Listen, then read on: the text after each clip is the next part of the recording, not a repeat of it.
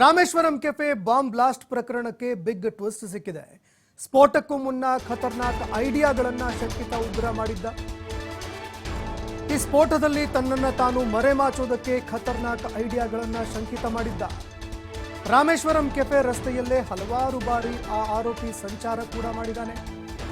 ಇನ್ನು ಅದೇ ರೀತಿಯಾಗಿ ಕೆಫೆ ಮುಂದೆ ಬಂದು ಇಳಿಯೋದಕ್ಕೂ ಮುಂಚೆ ಸರಿಸುಮಾರು 10 ರಿಂದ 15 ಬಸ್ಗಳನ್ನು ಕೂಡ ಚೇಂಜ್ ಮಾಡಿದ್ದಾನೆ. ಇನ್ನು ಅದೇ ರೀತಿಯಾಗಿ ತನ್ನ ಸುಳಿವು ಸಿಗಬಾರದು ಅಂತ ಸಾಕಷ್ಟು ಬಸ್ಗಳನ್ನು ಚೇಂಜ್ ಮಾಡಿ ಆ ಆರೋಪಿ ಸಂಚಾರವನ್ನ ಮಾಡಿದ್ದಾನೆ. ಎಲ್ಲೂ ಕೂಡ ತಪ್ಪಿಯೂ ಮಾಸ್ಕ್ ತೆಗೆಯದೆ ಮತ್ತು ಯಾರೊಂದಿಗೂ ಮಾತನಾಡದೆ ಆತ ಬಸ್ನಲ್ಲಿ ಸಂಚಾರ ಮಾಡಿದ್ದಾನೆ. ರಾಮೇಶ್ವರಂ ಕೆಫೆ ಹತ್ರ KA 557 F4517 ಅನ್ನುವಂತಹ ನಂಬರಿನ ಬಸ್ನಿಂದ ಈ ಶಂಕಿತ ಇಳಿದಿದ್ದಾನೆ. ಟಿಕೆಟ್ ತೆಗೆದುಕೊಂಡ್ರೆ ಗೊತ್ತಾಗತ್ತೆ ಅಂತ ಆತ ದಿನದ ಒಂದು ಪಾಸನ್ನು ಕೂಡ ಪಡೆದುಕೊಂಡಿದ್ದ. ದಿನದ ಪಾಸನ್ನು ಪಡೆದುಕೊಂಡು 10 ರಿಂದ 15 ಬಸ್ಗಳಲ್ಲಿ ಆತ ಸಂಚಾರ ಮಾಡಿದ್ದಾನೆ. ಇನ್ನು ಅದೇ ರೀತಿಯಾಗಿ ಖತರ್ನಾಕ್ ಬಾಂಬರ್ ಎರಡೂ ಕಡೆ ತನ್ನ ಶರ್ಟನ್ನು ಕೂಡ ಬದಲಾಯಿಸಿರುವಂತಹ ಒಂದು ಶಂಕೆ ಕೂಡ ವ್ಯಕ್ತವಾಗ್ತಾ ಇದೆ. ಯಾವುದೇ ಕಾರಣಕ್ಕೂ ಕೂಡ ತಾನು ಸಿಗಬಾರ್ದು ಅಂತ ಪೊಲೀಸರನ್ನ ಹಾದಿ ತಪ್ಪಿಸೋದಕ್ಕೆ, ತನಿಖಾ ಸಂಸ್ಥೆಗಳನ್ನು ಹಾದಿ ತಪ್ಪಿಸೋದಕ್ಕೆ ಅಂತ ಆತ 10 ರಿಂದ 15 ಬಸ್ಗಳನ್ನು ಚೇಂಜ್ ಮಾಡಿದ್ದಾನೆ. ಬಟ್ಟೆ ಕೂಡ ಬದಲಾಯಿಸಿದ್ದಾನೆ. ಹೀಗಾಗಿ ಆತನನ್ನು ಪತ್ತೆ ಹಚ್ಚೋದು ಕೊಂಚ ಸಂಕಷ್ಟ ಅನ್ನಿಸ್ತಾ ಇದೆ. ಇದೇ ಕಾರಣಕ್ಕಾಗಿ ಆರೋಪಿಯ ಸುಳಿವು ಸಿಗದೆ ಪೊಲೀಸ್ ಇಲಾಖೆ ಅಧಿಕಾರಿಗಳು ಕೂಡ ತಲೆ ಕೆಡಿಸ್ಕೊಳ್ತಾ ಇದ್ದಾರೆ. ಇನ್ನು ಅದೇ ರೀತಿಯಾಗಿ ಇದೇ ಕಾರಣಕ್ಕಾಗಿ BMTC ಬಸ್ಗಳ CCTVಗಳನ್ನು ಕೂಡ ಒಂದೊಂದಾಗಿ ಅಧಿಕಾರಿಗಳು ಪರಿಶೀಲನೆ ಮಾಡ್ತಾ ಇದ್ದಾರೆ.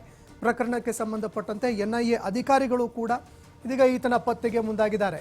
ಇನ್ನು ಈ ಬಾಂಬರ್ನ ಟ್ರಾವೆಲ್ ಹಿಸ್ಟ್ರಿ ನೋಡೋದಾದ್ರೆ ಕೆಫೆಯಿಂದ ಗೊರಗುಂಟೆ ಪಾಳ್ಯದವರೆಗೆ ಈತ BMTC ಬಸ್ನಲ್ಲಿ ಪ್ರಯಾಣ ಮಾಡಿದ್ದಾನೆ. ಗೊರಗುಂಟೆ ಪಾಳ್ಯದಿಂದ ಆತ 8ನೇ ಮೈಲಿಗೆ 5 ಬಸ್ಗಳನ್ನು ಚೇಂಜ್ ಮಾಡಿದ್ದಾನೆ. 8ನೇ ಮೈಲಿಯಿಂದ ತುಮಕೂರಿಗೆ ಬಸ್ನಲ್ಲಿ ಆತ ಟ್ರಾವೆಲ್ ಮಾಡಿದ್ದಾನೆ.